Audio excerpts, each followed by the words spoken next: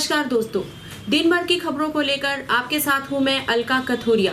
तो बुलेटिन को स्टार्ट करने से पहले नजर डालते हैं आज की हेडलाइंस पर। गणेश उत्सव पर कृष्ण रुक्मणी का विवाह मनाया गया बड़े धूमधाम से। जैन मंदिरों में सुगंध दशमी का महापर्व मनाया गया हर्ष उल्लास से। रोटी को अगर तिजोरी में बंद होने से बचाना है तो 27 सितंबर को भारत बंद को बनाए सफल, कहा अनिल नांदल उर्फ बल्लू प्रधान ने। खरावड़ में मलिक किसान लंगर सेवकों को पश्चिमी हरियाणा, पंजाब और राजस्थान के किसानों ने किया सम्मानित। पलवल स्थित विश्वकर्मा कौशल विश्वविद्यालय का पहला दीक्षांत समारोह संपन्न। हरियाणा के गवर्नर बंडारू दत्तात्रेय ने की शिरकत। गणेश चतुर्थी पर रोहतक शहर में ब्रह्मलीन महंत बाबा विनोद गिरी महाराज की पुण्य स्मृति में 7वां गणेश महोत्सव बालाजी गणेश मंडल द्वारा आयोजित किया गया। मुख्य अतिथि के रूप में महामंडलेश्वर बाबा कपिलपुरी महाराज व senior deputy mayor Rajkamal Sehgal और समाज सेवी पवन खड़किया ने शिरकत की। कार्यक्रम के संयोजक राजेश कुमार ने बताया कि 19 सितंबर तक श्रीमद् भागवत कथा का आयोजन किया जाएगा और 19 सितंबर को गणेश विसर्जन किया जाएगा। बोलिए गणपति भगवान की जय। श्री बालाजी गणेश मंडल झज्जर चुंगी पे जो ये भागवत कथा और गणपति जी का पंडाल लगाया गया है, हमें आज सौभाग्य प्राप्त हुआ। यहाँ भागवत चल रही है सप्ताह के लिए और रुक्मिणी जी का, कृष्ण जी का विवाह हो रहा है और इसके अंदर हमें मौका मिला आरती करने का। तो सभी ने लगभग 10 तारीख से 19 तारीख तक घर में गणेश स्थापित किए हुए हैं। कोई 1 दिन के लिए लेके आता है, कोई 2 दिन के लिए लेके आता है, कोई 4 दिन के लिए लेके आता है। अब 17, 18, 19 तारीख विसर्जन की मेन तिथियां रहेंगी। तो गणेश चतुर्थी की बहुत बहुत बधाई और गणपति बप्पा मोरया, अगले वर्ष तो जल्दी आ। सभी दिगंबर जैन मंदिरों में सुगंध दशमी का महापर्व बड़े हर्ष उल्लास के साथ और सादगी के साथ चंदन की धूप खेकर मनाया गया। इस अवसर पर शीतलनाथ की विशेष पूजा होती है। मीडिया प्रभारी राजीव जैन ने बताया कि सराय मोहल्ला स्थित श्री दिगंबर जैन पारसनाथ अतिशय क्षेत्र में छठे दिन पंडित विनय जैन द्वारा भगवान पार्श्वनाथ जी का जलाभिषेक एवं महाशांति धारा राजीव जैन ने परिवार सहित संपन्न की। पंडित विजय जैन ने ये भी बताया कि जिस प्रकार मनुष्य में आत्मा है, उसी तरह अन्य जीवों में भी आत्मा है। जिस तरह हमें शारीरिक दुख होता है, उसी तरह अन्य जीवों को भी शरीर की पीड़ा होती है। तो सबसे पहले आज पर्युषण पर्व में चल रहे 10 दिन से हमारा पर्युषण पर्व चल रहा है। इसमें आज 7वां दिन है, उत्तम तप। तो इस दिन हम धूप दशमी बनाते हैं और शीतलनाथ भगवान के नाम से हम बनाते हैं कि भाई अष्टकम ध्यान है, धूपं निपान्ति स्वाहा, कि ये भगवान हमारे सब 8 कर्मों को नष्ट करें और इस धूप की सुगंध से हमारे जितने भी दुष्कर्म हैं उनका सबका नाश हो और हमारी ज़िंदगी में धूप की तरह से खुशबू आए। तो मैं सबको अपने पर्युषण पर्व की बहुत बहुत शुभकामनाएं देता हूं कि ये एक हमारा 10 दिन जो होते हैं आत्मा के समीप रहने के दिन होते हैं कि भाई हम अपनी आत्मा को अंदर से पहचानें। हमने जब तब उत्तम तप में यह है कि भी हम अपनी इच्छाओं का निषेध करके और अपने ऊपर हम कितना नियंत्रण रख सकें। अभी इसके बाद हमारा उत्तम त्याग, उत्तम अचिंतन, उत्तम ब्रह्मचार्य 3 दिन, फिर आनंद चौदस और फिर क्षमावनी। और इस 10 दिन में वैसे तो 365 दिन हमें इस धर्म का पालन करना है, पर एक रिफ्लेक्शन है कि भाई हर वर्ष जो है हम पहले दिन उत्तम क्षमा, फिर उत्तम मार्जव, कि भाई हम अपने जीवन में मृदुलता और कोमलता लाएँ, सरलता लाएँ, मन वचन काया में पवित्रता लाएँ, एकदम सत्य का पालन करें, जीवन में निषेध लाएँ कि संयम को ताप करें और तब से हम अपनी इच्छा शक्ति को बढ़ाएं।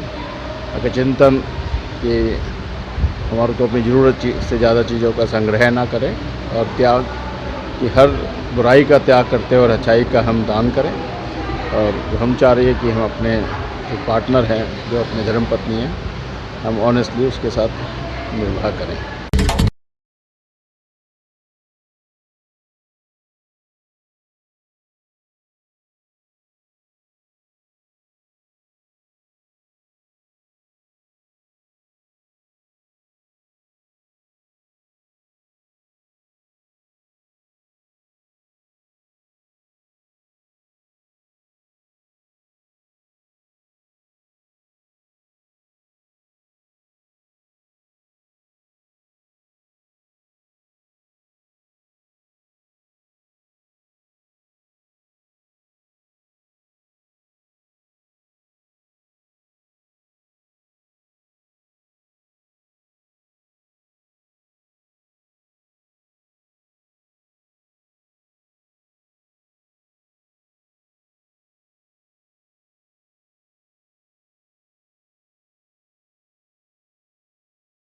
संयुक्त किसान मोर्चा के आह्वान पर कृषि कानूनों के विरोध में 27 सितंबर को भारत बंद को सफल बनाने के लिए भारतीय किसान यूनियन नंबावता के प्रदेश अध्यक्ष अनिल लांदल उर्फ बल्लू प्रधान ने लोगों से आह्वान किया है कि वे भारत बंद को सफल बनाने में सहयोग दें, क्योंकि अगर हमें रोटी को तिजोरी में बंद होने से बचाना है तो सभी देशवासियों को एकता का परिचय देते हुए सरकार को दिखाना होगा कि वो इन कृषि कानूनों का पूरा विरोध करते हैं और इन्हें हर हाल में वापस करवा कर ही दम लेंगे। बल्लू प्रधान ने कहा कि सरकार 27 सितंबर को किसानों की ताकत को देख ले और ये समझ ले कि अब ये किसानों का आंदोलन नहीं बल्कि पूरे देश के आम जन का आंदोलन बन चुका है। उन्होंने कहा कि सरकार किसान आंदोलन को कमजोर करने के लिए तरह तरह के हथकंडे अपना रही है, जिसे देश का आम जन पूरी तरह से समझ चुका है और वो किसान आंदोलन में जितने भाई बाहर ये होंगे विकलांग होंगे जो सब के लिए हम खाने पीने का प्रोग्राम चाय पानी का प्रोग्राम हर एक बंद के ऊपर हम अपनी तरफ से चालू रखेंगे।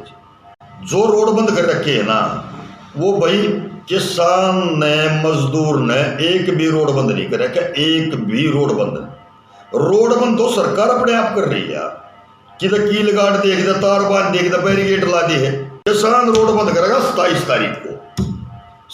तारीख को पूरा भारत बंद रहेगा, उस दिन किसान रोड बंद करेगा। रोहतक जिले में राष्ट्रीय राजमार्ग नंबर 9 पर बाबा चमन ऋषि की तपोभूमि गांव खरावड़ में प्राचीन काल से मानव सेवा और पशु सेवा में हमेशा अग्रणी रहा है।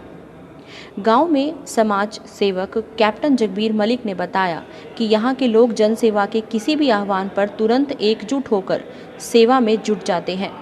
नवंबर 2020 में जब किसान आंदोलन आरंभ हुआ था तो पंजाब, राजस्थान और पश्चिमी हरियाणा से आने वाले किसानों के लिए भोजन और दवाइयों की व्यवस्था करने के लिए स्वयं सेवकों के आह्वान पर 27 नवंबर से ही लंगर सेवा आरंभ कर दी गई थी। ये लंगर ताज़ा भोजन के साथ 24 घंटे चलता रहता है।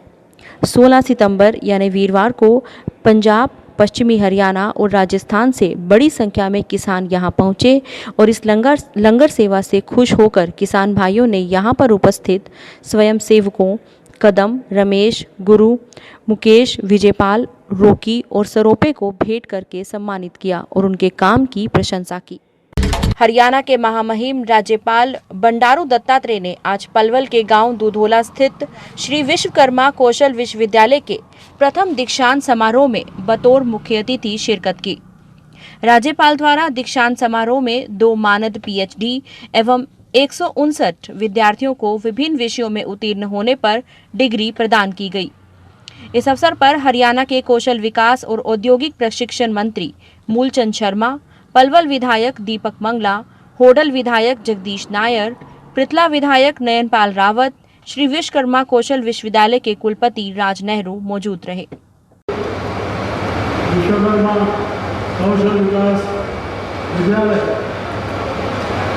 दूधौला पलवल में प्रथम दीक्षांत समारोह में उपस्थित होकर अपार हर्ष हो रही है। इसलिए यह विश्वविद्यालय देश का पहला अपनी तरह का कौशल विश्वविद्यालय, जहाँ विश्वविद्यालय का पहला ही दीक्षांत समारोह आयोजित किया गया है। आज भगवान विश्वकर्मा जी का जयंती है। साथ साथ ही देश के प्रधानमंत्री श्री नरेंद्र मोदी जी का भी जन्मदिन है। मैं इन अवसरों के लिए प्रदेशवासियों को हार्दिक बधाई एवं शुभकामनाएं देता हूँ। भगवान श्री विश्वकर्मा को निर्माण और सृजन का देवता माना जाता है। यही वर्तमान में प्रधानमंत्री जी ने देश के भवन निर्माण का अभियान शुरू किया है। मैं आप सबसे आज अपील करना चाहता हूँ, प्रधानमंत्री जी का जन्मदिवस है, हम सब लोग ठहरकर उनको जन्मदिवस की शुभकामना के लिए हम तालियां मारते हुए सब लोग उनको जन्मदिन की शुभकामना देना चाहिए, ऐसा मेरा आशय है। आज के लिए इतना ही। देश भर की और अपने आसपास की ताजा खबरों के लिए मिलते रहेंगे। तब तक के लिए नमस्कार।